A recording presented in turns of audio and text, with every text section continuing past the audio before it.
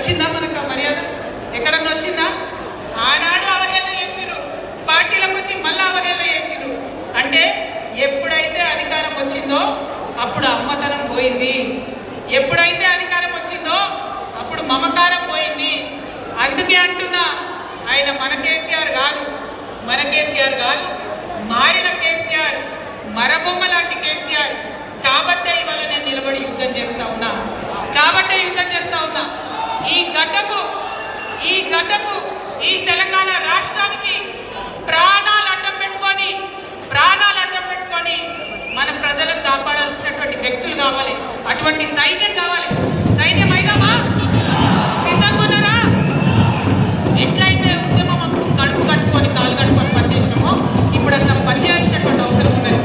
ఇవాళ ఒక్క పాలమూరు రంగారెడ్డి కాదు, కాళేశ్వరంలో జరిగినటువంటి అవినీతి ఒక మాట ఆలోచించాలి. మన కేసీఆర్ అంటే ఏమన్నాడు ఉద్యమంలో? నా బిడ్డ కానీ నా కొడుకు కానీ తప్పు చేస్తే తీసి పారేసిన పార్టీలకు వెళ్ళను. ఇవాళ నేనేం చేసింది మీకు తెలియదా? నేనేం చేసిన? కాళేశ్వరంలో అవినీతి జరిగిందన్నమాట కాదు.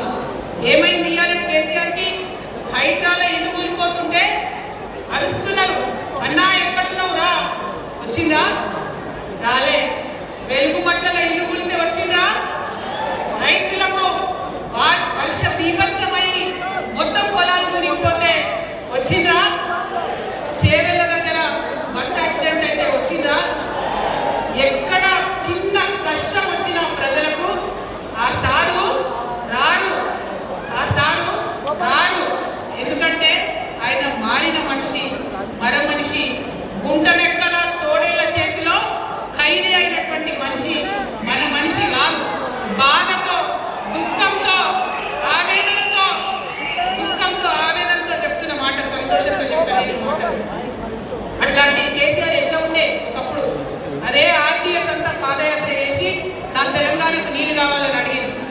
ఇవాళ మరి 10 ఏళ్ళ అధికారం ఉంటే పాలమూరు